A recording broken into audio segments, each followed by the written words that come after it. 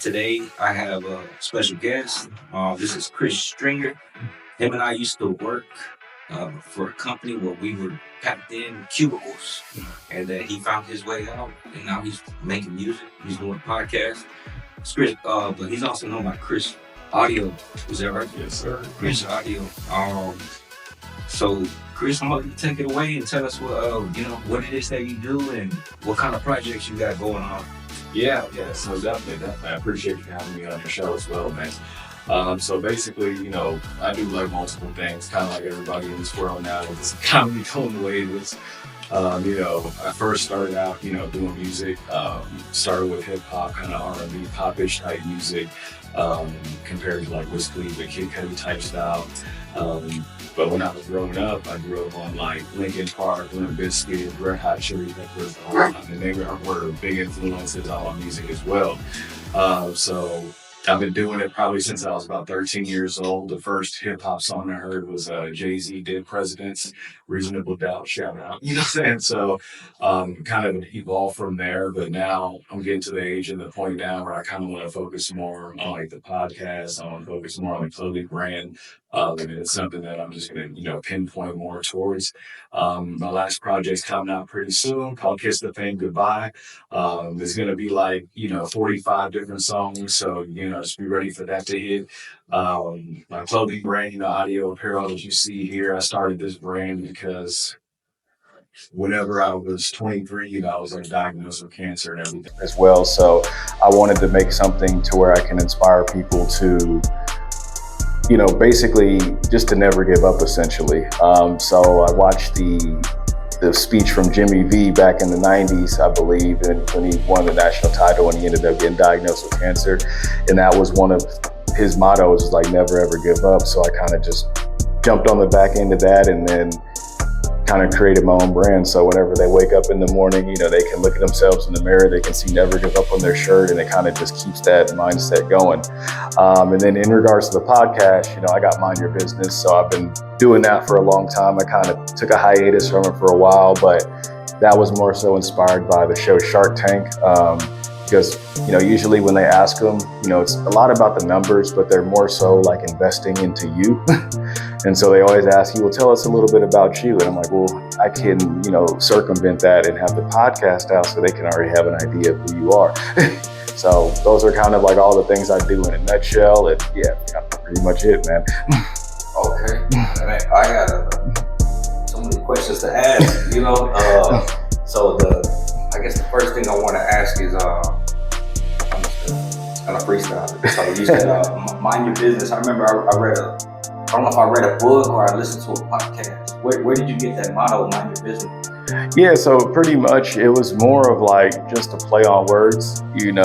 It's like keep your mind on your business, and then also in the same time mind your business, because the more you focus on like minding your business and pushing forward, you're going to get to where you want to go. If you're focused on other things, those are distractions, they make you lose your focus. So it's kind of like a play on both of those things, man. Right. Yeah. I think I heard DJ Khaled say it too. Mind your business. So focus on your own stuff instead of what other people are doing. And it also makes me think about comparison. We can't compare ourselves to other people. Yeah, exactly. So that's your podcast. Yeah, yes, sir. Okay. That's what you plan on growing, doing more. Yeah, eventually when I get back into it, So right now I'm like focused on the music aspect of it to just get that out the way and trying to just knock down these goals and these roadblocks. So I'm not just doing everything at one time and everything's pulling me all these different ways. I could just knock out those roadblocks and it just makes it easier to go to the next one and really put your 100% focus into that. Okay. So right now you have a project coming out. You coming out with an album. Yeah. How many songs did you say? Right now it's at 45. It could be 50. It could be 60, depending on how many more songs I just feel like making. So yeah, it was one of those things that I did a show in Abilene, years and many years ago, and I just got to the point to where I just didn't really want to do it anymore. So it's kind of a play on that too, like Kiss the Fame Goodbye. Like I'm done. I'm more of like a behind the scenes person. I'm not usually all in the camera, which is kind of caveats to the Mind Your Business show too, because, I'd rather interview you to help you get to where you're trying to go. And then you can kind of take it from there and take it as you will at that point. Right. I mean, I think another reason why I started this podcast is because I think there's like pockets of what people are doing that I had no idea about. Like, for example, I've always been interested in music, and then whenever I linked up with you, I see that you're doing it. So, I guess I have a question on, you mentioned that it was a lot of work making music. Mm-hmm. So when you're in the studio and you're making one song, what does that process look like, and how long does it take? Oh, man. I mean, depends on what kind of song you're making, right? There's some days where you go in there and it's like you're just feeling it. Your mind's running, your mind's going, and you can knock out a song in like 2 or 3 hours. There's some times where it's like whatever the time and that you're dedicating to it. It can take you a little bit longer. Like a song, I think that's a little bit more real, and it's more like, exposing yourself and telling your story. I think those songs take a little bit longer because, you don't want to sound fake or sound superficial in what you're making. But if it's like, if I'm making a club track, you don't really have to really speak anything in depth. You can just keep it surface level, and I can knock that song out 3 hours, So it does depend, man. But my process, Jimi Hendrix said, whenever he made music, he saw colors. How I make my music, it's like I see the music video and then I write the song from the music video that I see in my head. Oh, okay. So whatever I'm seeing in my head, whatever I'm visualizing, that's what I'm going to put into the song. Whether I was like, whether it's a pretty girl walking past you, or, you're laying down in bed just thinking about life and it's hitting you. So it's like I just see the music video and then I just go ahead and write it off of what I'm seeing. And I think that was just a weird way to make music, but it works for me. Yeah. I mean, that makes sense. I remember growing up listening to watching music videos and imagining myself being that person. Yeah. You know what I mean? So yeah, I can see that. So it kind of gives us some. With that being said, when I'm listening to you rap, you kind of already have a visual to your words. Like you said, when a girl passes by, you're putting us in your conscience. It feels like, when that girl's passing by, I think you're rapping about what you see, what you're thinking when you see the girl pass by. Exactly, man. Exactly, and that's another thing. So it's like whenever you're, writing it, it's like it's kind of like twofold. It's like you're making music for yourself, but you also want it to sound good to other people. So that's like another battle that you're saying. So that you're seeing, like as you're writing the music and you're doing this, and you're like, well, I could say it this way, or I could say it this way, and that kind of plays into all that too as well, because you're kind of on the balance beam between commercial and being conscious. So like I consider my music commercially conscious. So okay, that's kind of how I label it. Commercially conscious. Okay. Because you want it to get out there, but you're trying to be mindful of what it sounds like to do. Like, exactly. You want to get it out there, but you also don't want to sell yourself to get it out there. You know what I mean? Right. So it's like, if I say a line and that's not who I am, like I'm just going to scribble it out and then, replace it with something else, because you don't want to let go of the essence of what you're trying to do just because people like it. So it's a seesaw, you know what I mean? Yeah. So it's like you're just trying to stand right in the middle while two people are sitting on it, you know what I mean? Right. What is the name of this album? Kiss the Fame Goodbye. So when you're saying that you're not going to do music anymore? No, probably not. I'm pretty much 99% out the door. I mean, what I think about sometimes is like I would love to like write hooks for people, because I think I'm a better writer than I'm a musician. It's like, so I would love to write hooks for people, and maybe I can do that somewhere down the line. But honestly, I just think I'm on to the next phase in life. You know what I mean? Yeah, right. So you mentioned 45 songs, and then the album's called Kiss the Fame Goodbye. Are a lot of your music, the songs and the track, are they related to the title, or are you just like putting the last bit of energy out there? Is that what this album is? There's maybe a couple songs that kind of relate more to the album title.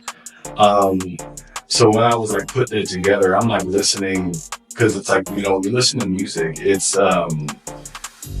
more of like your brainwaves and like your conscious when you're listening to it. So that's why when you listen to pop music, it's short for popular music. That's why when you hear pop music, it's like it goes everywhere, 100 million views, because everybody listens to the song because it's hitting those brainwaves that they like to listen to. So when I was making it, I kind of just sectioned it out in different ways. I would go like about 5 songs, and like these songs sound good to the next song, to the next song, to the next song.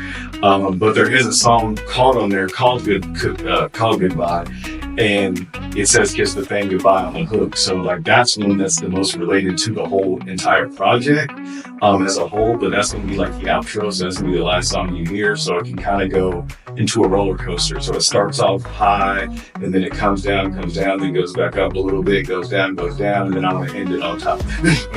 So that's kind of like my visual on when I was making the project. Is that like a metaphor for your journey in the music career? Like it's a roller coaster of emotions. Actually, I never thought that. It could be. It could be.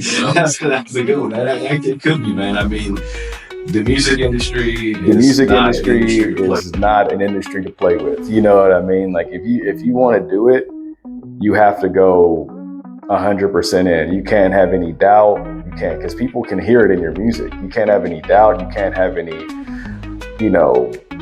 I guess the only word I can really use is doubt, but you got to have extreme confidence whenever you're making it, because people will be able to hear it. Like, I always say, like, if you perform in front of 10 people, they might not be able to see you. You perform in front of 100 people, they might not be able to see you. But once you start performing in front of 1,000 people can see right through you. Right, yeah. I remember watching this podcast with a member of Bone Thugs and Harmony. It was Crazy One. And he was saying that hip-hop, you have to be very arrogant. Because I guess you gotta believe that you're the best, because there's a lot of competition too. I mean, that's just the way I see it. Yeah. On your album, do you have features? Yeah, I got a couple of features. I got my boy Beezy on there, some songs I created with him. He's an R&B artist. They're 2 great songs too, very commercial sounding, that they sound radio ready. I got my boy Banks on there. He's like one of my main producers, Broken Beats ENT, shout out. So he made like, probably like 50 to 60% of the beats on there. And my boy Phonics too, he lives out in Austin. He has his own clothing brand too. Dope and dedicated, man, and he's doing his thing. And those are like some of the main features I have on there. Oh, my boy Franco Davi, I'm tripping, man. I'm tripping, sorry. And Franco Davi and Kane Insane, man. I with Franco Davi, man, we worked at Starbucks together. He's an R&B artist.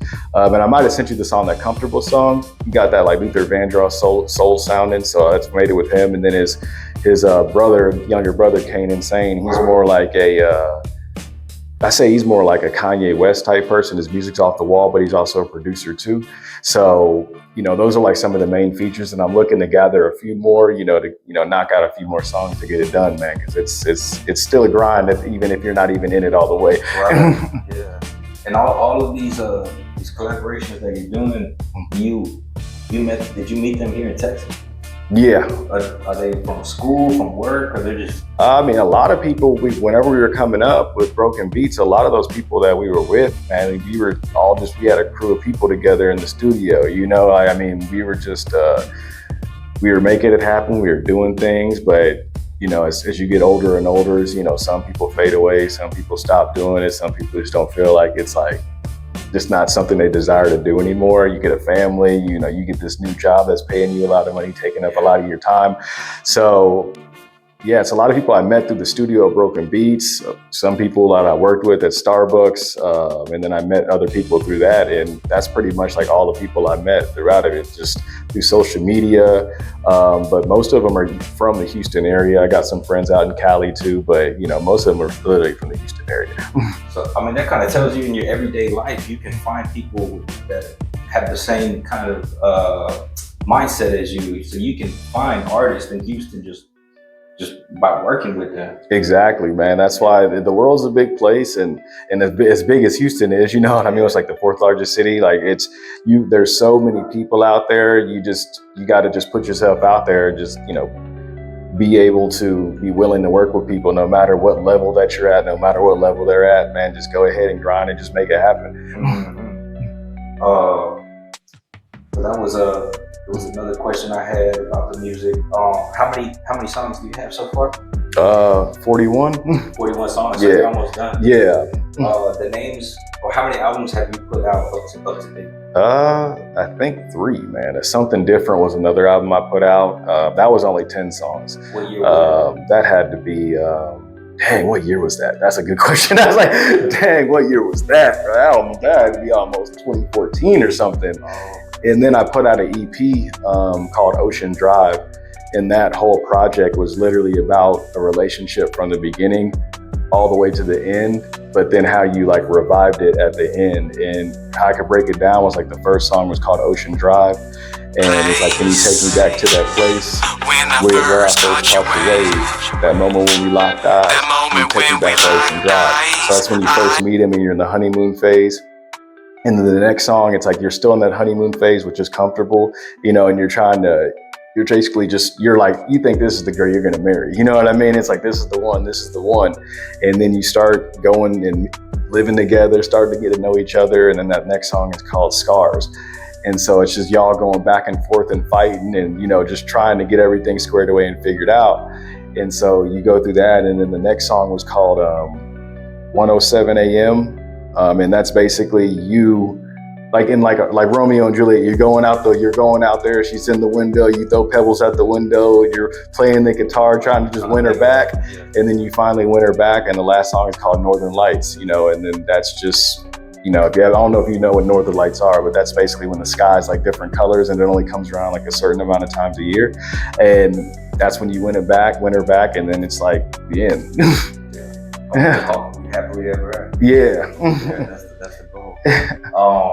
So you've been doing this for over 9-10 years. Long time, bro. Yeah. Long time. So you have a lot of experience. Another question I had is, you know, people who might be interested in music. Mm-hmm. You know, I imagine that the equipment is expensive. Yeah. So how did you come across your first equipment, or how do you go about finding studio time? Are there places in Houston that you go to for that, or do you make it here in your home? Yeah, we used to have my boy at an in-home studio, and he just had a really keen ear for making music and recording and stuff like that, you know. And we had we called it Mama Studio because it was when he was living with his mom at that time. And we would just make music there. And then as we kind of strayed away, I had to go to different studios, like Anarchy Studios right there on Spring Cypress. I went to Barron Studios downtown. That's another good one. But I would suggest, the biggest thing I would suggest is go to different studios, because that engineer or that producer might have a different ear on what you're hearing than what your producer you've been working with for so long. So I think the best thing I would say is go try different studios, work with different producers, see what they see in you other than what other people see in you, or the people that you've been around for so long. Yeah, right. So is he in there? Yes. Oh, guys, is he in there? So yeah, just like venture out, try it out, and you know, and then you can really, you know, manifest and find your sound within all the different songs you've been doing. Because when I first started, it's like, I didn't really have a sound. And I was just like, well, I'm still just trying to figure out how to rap. And then when you start keep doing it, just like anything you do in life, you just start getting better at it the more you practice. And then when you get to that point where you find your sound, then you know, oh, I want this beat to sound like this, or I want this sound to go right here. I want you to put the fade drop right there. I want you to put the ad lib right there. And then it just starts snowballing. When you say find your sound, would you say that's like the equivalent to finding who you are as a person, but in music? Because I imagine as you were doing it, you had to mold yourself. Mm-hmm. Like, what do I want to sound like? But, you know, but I noticed, I imagine you probably did some traction. Like, I don't want to put that out. Mm-hmm. Has that happened? Yeah, I would say that's a big component, especially when you're trying to do something, like with anything you do in life, you know, and you work at a 9-to-5 job and you want that management position. It's like, you might have to be a little bit more assertive and, you know, correct people when it's kind of uncomfortable. So you have to put yourself in an uncomfortable space to kind of find who you are and, you know, make things happen, man. And that, I would say it goes hand in hand. You know, when I was so deep into music, it helped me find who I was. It helped me, you know, become more assertive, speak my mind a little bit more, and not worry about the backlash or anything that anyone had to say or think about me. And I think once you get to that point, like Drake said, I started not to give and stop fearing the consequence, you know what I mean? And that's when it happened. Like, you quit thinking about what people think about you. You quit thinking about how you sound. It just becomes like a natural fluidity thing that goes on, man. Yeah. That, to me, that sounds like freedom. You know, when you're able to freely express yourself without worrying about judgment and whatnot. Whenever you went to these studios and you found engineers and producers, because we're in Houston, so I'm wondering, were some of those engineers and producers, were they influenced by Houston's, rap sound? Did they try to put that into your music? Yeah, I think they were. But I ran into other people that came like from other states that came to Houston. So like we went to New York one time, met with like Universal Records and all that stuff, and Asylum Records, and they have like a whole different sound over there. It's like completely lyrical. But there was a producer I worked with many years ago. I think this was like 2019 or something. And he was from California, and he was this cold DJ producer, and he helped me like really like learn how to put ad-libs on the song to make it just more full and to make it, that sound is that much better on the people's ear that they want to listen to. And I forgot his name. Sorry, man, I forgot your name, brother. I forgot you. But it's like, that was something that helped me a lot. But yeah, going to different producers, to wrap it all up with that question, to go to different producers is something that it'll be the best thing for you at the end of the day. Okay. Would you say that your sound is not Houston or is Houston? I don't think my sound's Houston at all. Okay. Who were you influenced by, like musically? Who were you? Well, I grew up on like gospel music. My family, my dad's a pastor.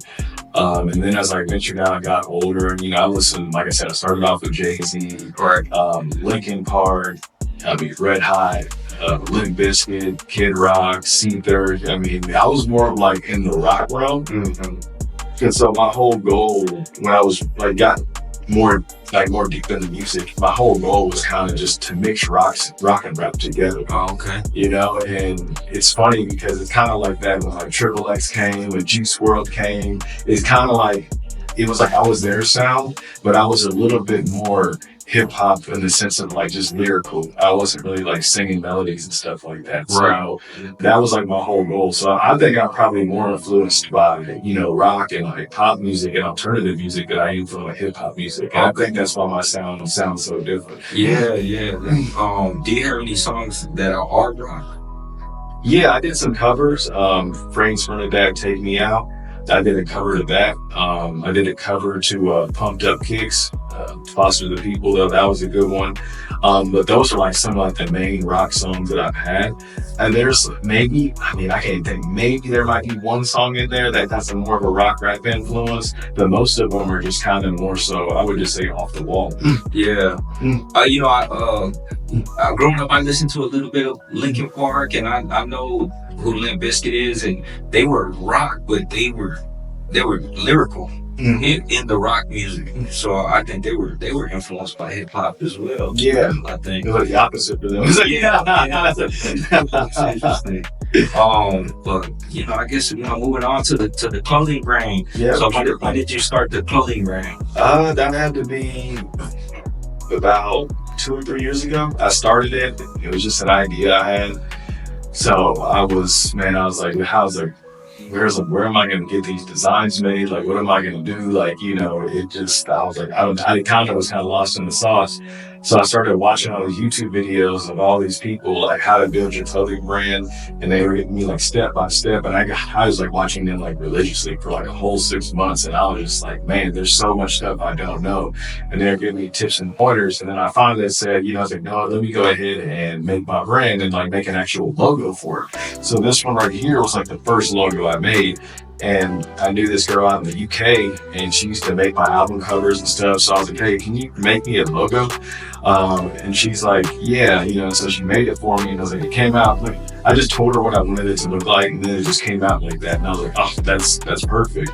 And then once I started kind of branching out and figuring it out, looking at like Nike, looking at Adidas, it's like, yeah, they have their names spelled out, but what's the logo look like?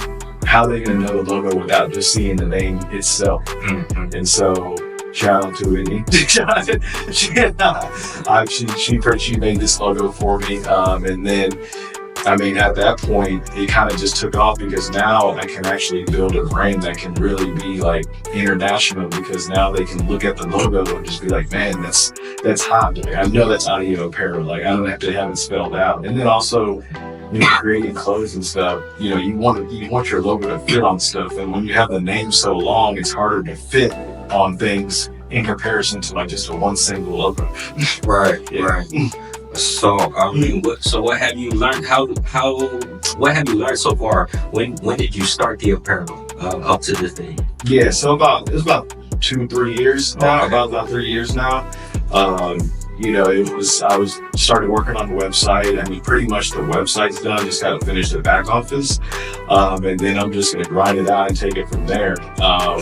You know, I'm also gonna like shoot a commercial for it too, and that's probably gonna be more of a rockish sound than anything else. Like, you know, I'm doing like a narration over it, and I just really wanted to touch people in all these different ways to where, you know, they want to. It's like, because when it comes to clothes, the biggest thing I had to learn is that they're not supporting the brand; they're supporting you. Right. You know, and you have to be able to, you know, touch people in whatever way you're trying to touch them in, whether it's like spiritually, emotionally, or a sports team or anything like that. You got to be able to touch them to that point, to that core, to where they're going to be willing to like just go out and spend money on clothes, you know? So, Right. And so, can people buy your apparel now? oh yeah, definitely, you know, but definitely word of mouth, you know what I'm saying? Tell anybody, you know, let anybody know. Definitely word of mouth on the website. Once I get the back office completed, which should be done here in the next like few months or so, then they can actually go to the site and just purchase the orders and things like that. Because I was making good money monthly doing it, but I was just doing it like word of mouth. So like people that I knew, you know, they buy some gear, my family, my friends, and I was just doing it like that. And I had my friend Mike, he would press up the clothes, get them, I'd send them out, ship them out. I drive to meet people up and give them to them. And so, you know, it's something, yeah, it's a grind. Yeah. It's a grind, especially when you don't have the site. It's a real grind. Right? Yeah. So, what kind of apparel do you have so far? You got hats, you got shirts. Yeah, I got hats, I got shirts, I got polos, I got t-shirts and long sleeve shirts. You know, a lot of them, there's some different mix and match. So this one I'm wearing just like the basic Audio Apparel. Some just say never give up, and it's like in quotes, and it said everybody under there. So you let everybody know, just like never give up. I got more of like the skater type stuff like this, where it's like they think it's an anarchy song, but it's not. It's really 2A. But you know, it's like I have that more for like the skating realm, the streetwear realm, and that's kind of what more I'm trying to cater to. And then this splash of like, you know, football and basketball and stuff, but it's going to be more into like extreme sports like snowboarding, skydiving, skateboarding, all that stuff. So that means the apparel is kind of like for outdoor. It's like fitness. When you say it's fitness apparel, Yeah, I would say it's more fitness, and it's just more like the fitness streetwear. So it's like you wear it on the streets and look cool, you know, but at the same time you can go work out in it too. right? Because I see some, you know, on YouTube, you go on there, you see skateboarders, and a lot of them got some unique styles to the point where you're like, I need to figure out where they got that from. Mhm. You know, they wear like basketball style jerseys, but it's really like skateboard apparel. I Yeah, thought that looked real cool. that's a good idea. I might need to add that onto the line. Yeah, yeah, because I'm interested in that too. There's so much you can do with it. They can even go to shoes Mhm. at some point. So that's. I was gonna ask you, based on your experience and your research, do you find a supplier overseas for your shirts and for your hats? Is that how that works, or did you find a website, or can you do that here in home and just make your apparel at home? Yeah, so I have a press, so I can do some of this stuff myself. You can also do overseas. You can also have like your own distributor here in Houston that you can work with too. I'd say probably the cheapest route to go is probably the overseas, obviously. But you just got to think about wait time and things like that. So that could be like a big factor that goes along with it. And then also the material. So that's probably the cheapest way to go. But usually when you work with them, you're gonna like have to buy in bulk. So usually it's like 20 plus shirts or 20 plus colors, things like that. You can have people. I have a guy. My boy Mike. He has his own clothing brand called You Wear, and I kind of met him through a friend back in the day too. And he pretty much like presses up all my clothes that I need. He does it much quicker. You get it done in like 3 to 5 days, and then you're good. You can ship it out. But when you mess with those other ones, like the Indian country and things like that, you just gotta make sure that you're tracking. You make sure your tracking numbers on your hip every day, man, because it can sometimes take like a month or 2 months for it to just get to you, you know. And then the thing is, you don't really get a chance to feel the material or look at it. So whenever you get it, it's like you purchase 50 shirts and you're just like, this is not even the material I want. You can't just like send it back to get it remade. Like you're pretty much stuck with it. You got to just go make it happen. But yeah, I think locally is the best way to do it. If you can find somebody that gives you a good price point. But if you're just if you just have a whole bunch of orders, and you can just like, you know, reach out to another country and they can just like make it for you and you can send it out. And I guess your operation changed given the demand. The demand changes, increase in selling shirts or something. You're probably gonna have to find somebody that can get you the shirts in time, like you said. Exactly. And if you don't just press them yourself or make them yourself, that cuts out the middleman and you save more profit too. So okay. I wanted to ask you about your experience with social media. So whenever you started making music, how did you get yourself out there? What was your first move? Trying to tell people about your music, and did you hand out albums from the trunk type of strategy, or how did you do it? Yeah, I kind of, I guess the handing out the CDs out the trunk now in the modern days, and CDs like don't even exist anymore. Right. I would just put out like, I'm a big person that like, I can hype things up pretty well. So my strategy was like, I'll put out the artwork of the project and then just make this long like paragraph message, depending on which social media account you're using. So like Facebook, people like to usually read longer things sometimes.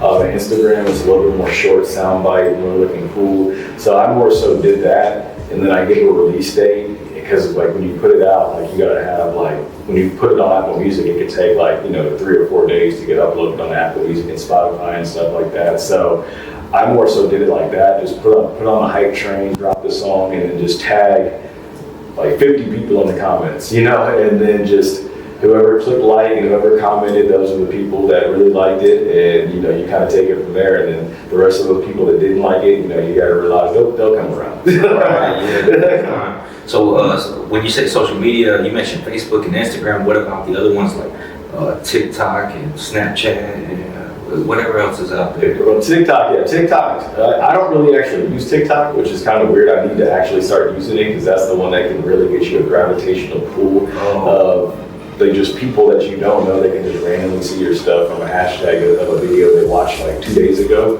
Snapchat, I actually use Snapchat a lot. Snapchat wasn't a bad one, but it's really hard to keep track of like the numbers of people listening to you like through Snapchat, so it's cool for, like more like subtle things, I would say, but Snapchat was just not one of the ones that you really want to promote your music on. And when it came to like Twitter or X, I didn't really use those either. For some reason, I never really just gravitated towards them. As of lately, now that I have a clothing brand, and it's easier to promote your clothing brand compared to like music, and clothes are opinionated, but like music is really like an opinionated sport. So, you might love this artist, and then you meet somebody and like, I hate this artist. Like my sister, I promise up with that, she does not like Red Hot Chili Peppers, you know what I mean? But it's like, I love Red Hot Chili Peppers. So it's like, you just never know what sound gravitates towards people. But when it comes to clothes, you have a little bit more clear, concise, like visually, and how you promote it and market it, you can actually see like, oh, this is gonna be something good. Like, so that's kind of where I kind of divvied it up at that point. So when it comes to apparel, for example, when you say visuals, you're like putting out photos of of your apparel on Facebook and Instagram. Mhm. Is that how you get out there? Yeah, you do photos, and then you go to like trade shows. You can do like pop-up shops, Oh, and that's another way to help you get out there. I mean, a lot of people have different ways of like doing it. You could put a lot of money into marketing online. You could have a cool 30-second video of like your clothes. So it's like there's so many ways to go about it. The main thing is just you have to find that main niche of like, you know, people that like really want to like purchase your stuff. So my boy always tells me, he said, there's 100,000 people for any type of business that you have in this life. You got to realize someone sold a pet rock. So you know what I mean? So I think about it like that. So once you get that niche and that market of people that want to listen to you, or people that are gravitating towards you, hold on to them. Send them marketing stuff, maybe send them even free stuff sometimes to keep them locked in. And next thing you know, add little trinkets like wristbands, stickers. Stickers is a big one. You want presentation is big too when it comes to clothes. You want to have a cool looking bag and things like that. So, and you got to just knock it down step by step by step. And then once you do all those things, you really get to see what people like and what people don't like. So I say if you're just starting out, I wouldn't put any money into it because you don't even know if people are gonna like it or not. You don't want to put $100 into marketing and it's like no one liked it, and it's like, yeah, I could use that 100 making like 10 more shirts, you know? So, So your YouTube channel, what can we find on your YouTube channel? by YouTube, so I got 2 YouTubes. One's the Mind Your Business show, and that's like just pretty much like almost all the episodes that I've done. And then my Chris Audio channel, that's like my music channel. So you can just go there and just listen to my music through and through. There's probably like 20, 30 songs in there, I think. I can't even remember. I can't even keep counting now. So where can somebody find all your body of music? Oh man, that's a good question. They can't find it all. They can't find it all because it used to be Apple Music and Spotify. But I stopped paying some of the subscriptions on there because you have to pay because I went through TuneCore, so you have to pay like yearly subscriptions to like keep your songs on there. And I wasn't really promoting my music or putting it out there, so I'm like, there's no point in me like paying for it. But the whole body of music, you'll find that on Kiss the Fame Goodbye. So, yeah, you're gonna get But your other albums that you put out, are they on YouTube? Yeah. Okay. Yeah. So your albums are on YouTube. Yeah, so Something Different in Ocean Drive. I don't know if Something Different's on there. That might not be on there anymore just because it's been kind of like, it's just been so long and I might have taken it down, but Ocean Drive should be definitely on YouTube still. All right, yes, I wanted to move to the next topic. I wanted to talk about your diagnosis with cancer. Yeah. So you told me you had prostate cancer. Colon cancer. I'm sorry. No, you're good. Colon You don't want to mix them all up. You know, What's the difference between prostate and colon cancer? Man, I think prostate's like one of the most like deadly ones because it's like almost nearly undetectable. Okay. So I think it's pancreatic cancer is the one that's nearly undetectable. Prostate cancer, I don't know much about that one. But with my cancer, I had colon cancer, yeah. Stage 2. Stage 2, yeah. Man. And that's different because, it's like kind of like almost like a part of your stomach, you know what I mean? So as you're like eating, like pretty much almost everything goes through your colon. So it's more like an old person cancer. So like whenever I got diagnosed back in 2013, the doctor was telling me, he's like, you're the youngest person that I've ever seen get this cancer. He's like, usually you have to be like 50 or up. I think the second youngest person that got it, he said was 35, and I was 23. So there was a lot of things I was doing at that time too that I shouldn't have been doing. Like I was eating a whole bunch of red meat. They say that's the type you can get cancer from eating. I was like overloading on it like all the time. And so those were one of the things I can tell you, just make sure you watch your diet and make sure you just take care of yourself. And that's can kind of help you from, I can't say prevent it, but it can help you less likely to get it. So whenever you were diagnosed, how did you find out? Were there warning signs, or was your body telling you something before you went to the doctor? Yeah, but my body, I remember, man, it got to the point to where I would eat like one bite of food and I'd be full. I'd feel bloated all the time. I was like throwing up blood. Blood was like in my stool, so like I knew there was something wrong. And I thought it was just like a stomach ulcer or something. So when I went to the doctor, so like whenever you get diagnosed, you have to go to like 4 different doctors. So you start off with like the regular doctor, then you go to the oncologist, and then you go to I forgot the name of the third one, but that's the one that basically, x-rays your body and then like does the whole he does the colonoscopy. Then you go to the surgeon like to basically go through the whole process of trying to get it removed from your body.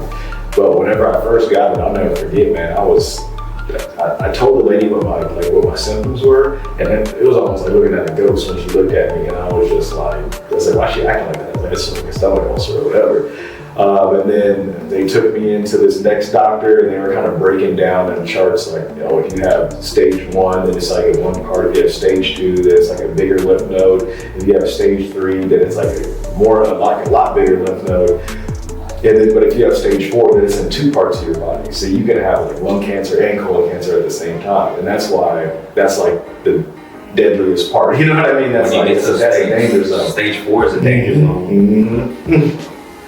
So it's a blessing that you found it at 2. I can't imagine anybody who just went to the doctor at 3, based on your symptoms. I think 3 the symptoms could have been much more severe. For stage 3, because you're sounding pretty bad. A lot of blood, so how long did it take you to overcome the cancer? Probably like a year, like to overcome like the health side of it, but the mental still stays to this day. You know what I mean? Like you still have that little voice in the back of your head, like, hey, like this could come back again. There's always a chance for it to come back. So that's why, like, I tell people you can still have like someone of anxiety when something that was similar to what happened back then happens again. It's like if I eat like 2 bites of food and I'm not hungry, I'm like, what's going on? You know what I mean? I was just hungry 10 minutes ago. Yeah. So you just have to really kind of like, the mental part's the hardest part, to be honest with you, because when I was talking to that doctor too, he said I've seen people coming with stage 1 and lose their life, and I've seen people come with stage 4 and beat it. He's like, it's all about what you believe in your mind and your mental, and having faith in God, the whole 9, and being able to push through. So it's really all about up here, because once you get it, like your mind is like,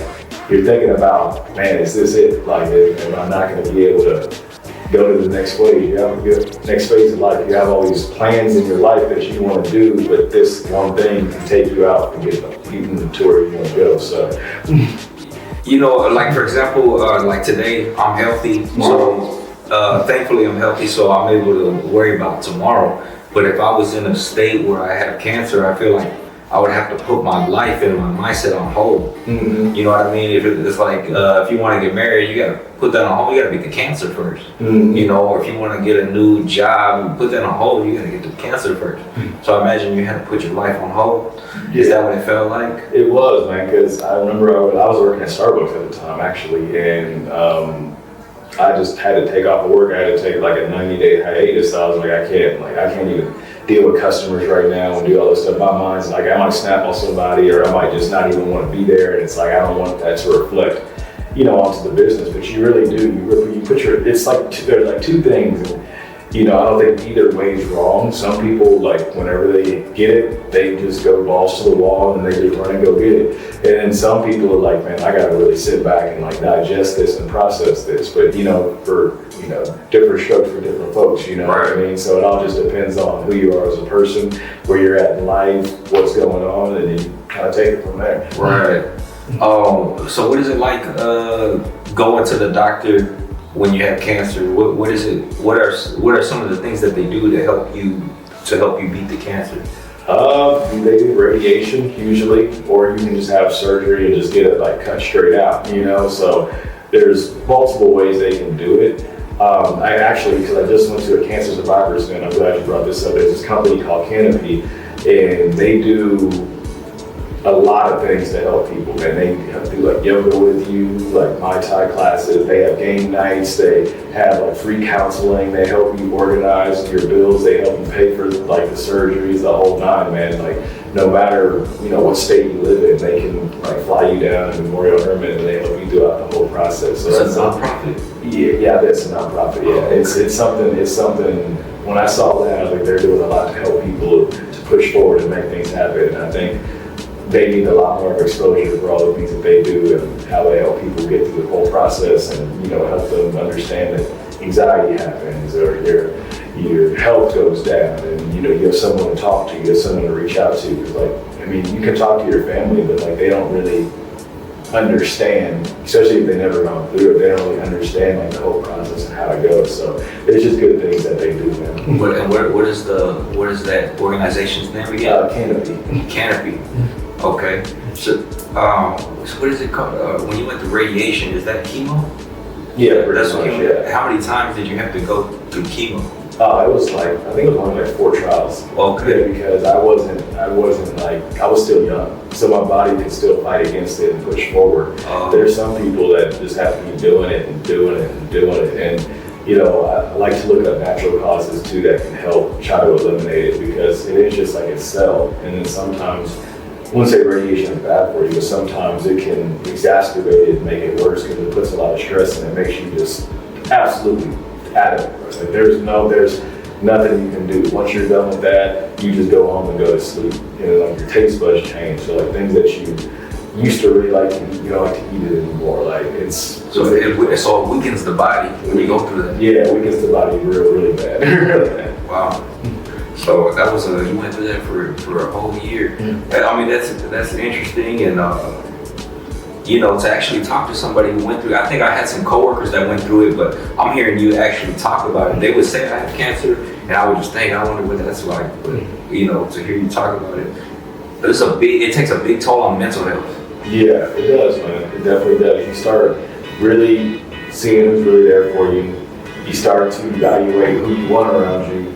The energy they're bringing to you, and you really reevaluate just everything. So it's it's a whole mind shift. It's almost like when you have a kid, their whole mind shifts, because it's now I gotta oversee this kid, and this kid needs my help, especially when they're really young and they look up to me, they listen to my advice, and it's kind of like something of that nature, man. It sounds like a rewiring of the brain and a rewiring of your purpose. You just become a different person. That's what it sounds like. Yeah. I think I've come with all of the questions that I could think of at the moment. Is there anything else you wanted to bring up? Man, just Kiss the Fame Goodbye coming soon. I'll do some shows to show y'all a little bit of the apparel too as well. And Mind Your Business is coming back around. So one of the things I'll let y'all know is that if you believe you can do something, you need to go out there and do it. Don't let anybody tell you can't do it. Believe in yourself.